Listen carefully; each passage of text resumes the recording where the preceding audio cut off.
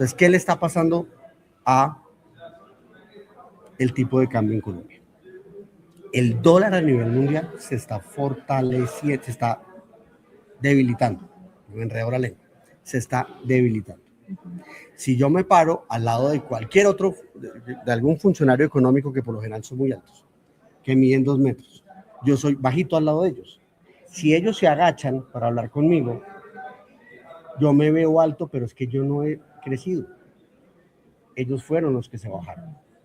Se sentaron para hablar conmigo, porque saben que yo soy bajito. Eso le está pasando al peso. El dólar ha bajado, por lo tanto el peso se ve alto. Cuando el dólar le dé por subirse, vamos a tener una devaluación fuerte. Entonces, era normal que tuviéramos una revaluación por lo que está haciendo el dólar a nivel mundial.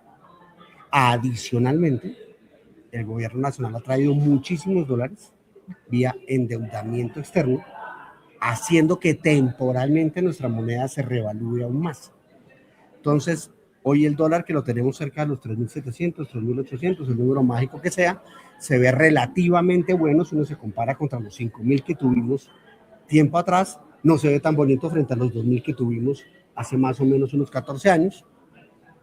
Y la pregunta es, ¿hacia dónde va a ir el dólar?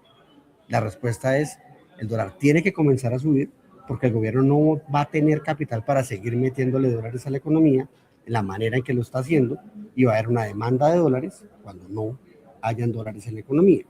Entre eso se dice, uno de los grandes debates que hay ahorita con emergencia económica, es el decreto de repatriación de inversiones de los fondos de pensiones en el extranjero. La traída de esa capital es traer dólares.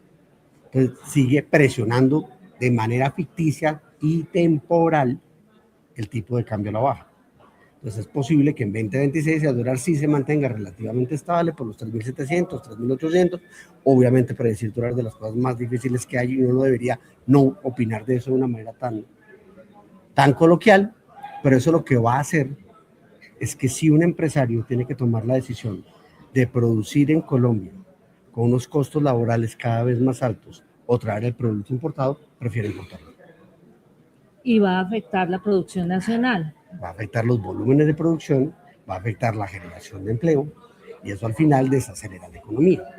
Entonces, lo que está ocurriendo por salario mínimo y por las medidas que ha tomado el gobierno de emergencia económica, lo que puede terminar haciendo es un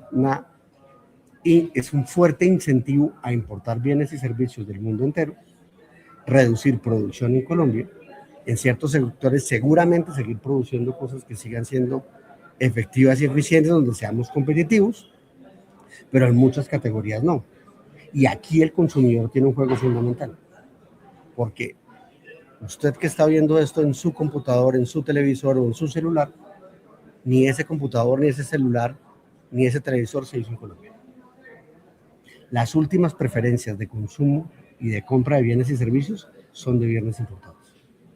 No los producimos en Colombia. Entonces, si Colombia no compensa esa compra internacional con productos que podemos venderle al mundo, como el café, el cacao, como el banano, el petróleo, el carbón, vamos a tener un problema de mediano plazo muy complicado.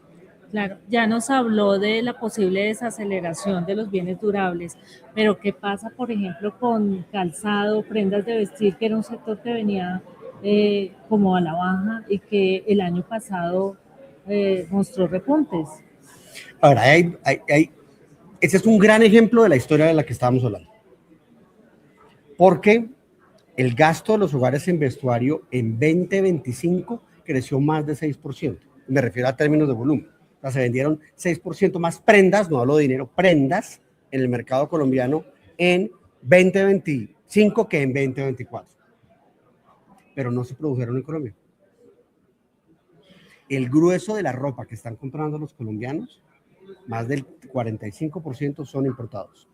Y mucho de esa importación viene por Temu y por Shein. Esos son dos jugadores que transforman profundamente la dinámica del comercio internacional y del mercado de moda. Entonces, las compañías colombianas que cumplen con las normas laborales, que cumplen con las normas ambientales, que cumplen con la regulación industrial, tienen que competir con productos que entran mucho más barato al mercado sin pagar aranceles y pagar IVA. Sí, aunque ya se les está poniendo... En teoría queda en el límite. decreto, Ajá. en teoría queda en el decreto, pasamos de 200.000 a 100.000, creo, 100.000. dentro de los famosos pequeños paquetes que el mundo entero intenta regular. Sí. Entonces, ¿por qué China está mandando productos de esa manera, atomizados al mundo entero? Una de las explicaciones que hay es que al cerrarse el comercio por aranceles con Estados Unidos, lo que hizo China fue atomizar los envíos que mandaba agregados a Estados Unidos a miles de envíos por toda América Latina, y así está sacando la producción que tenía. Entonces nos entran productos muy baratos que compiten en calidad relativamente bien, sin decir que sean de la mejor calidad del mundo, con el mercado local, y el mercado local tiene que cumplir unas reglas que el importador no tiene que cumplir. Ahí es donde la revaluación me preocupa. Doctor Camilo Herrera, en Radar siempre en los análisis han incluido la presencia de la población venezolana como protagonista en el consumo, ¿cierto? En el consumo de los hogares en Colombia. Ahora que se habla de una posible transición hacia la democracia en ese país, ¿qué usted, no sé, a mediano plazo, tal vez a corto plazo no, pero sí a mediano plazo, qué puede pasar con esa población y con su capacidad de demanda de bienes y servicios en Colombia? A ver, sobre eso dos escenarios. Uno, el pasado; dos, el futuro.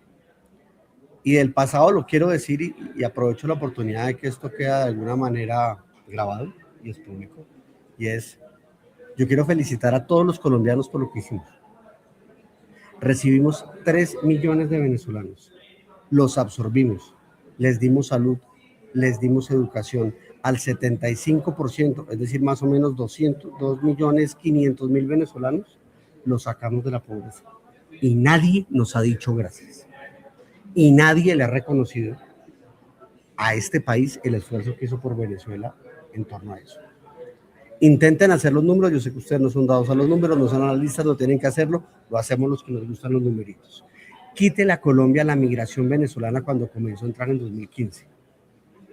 Nunca hubiéramos tenido el desempleo que tuvimos, nunca hubiéramos tenido la pobreza que tuvimos. Hoy el nivel de desempleo estaría a niveles del 6% y la pobreza estaría cercana al 25-23%. Pero como tenemos una población migrante que nos llegó, esto generó una presión en desempleo, inevitablemente, y generó una presión en los indicadores de pobreza. Pese a esa migración, sistemáticamente hemos reducido el desempleo y hemos reducido la pobreza. Este país es impresionante. Y ojo que esa historia se la quieren robar. Tenga mucho cuidado.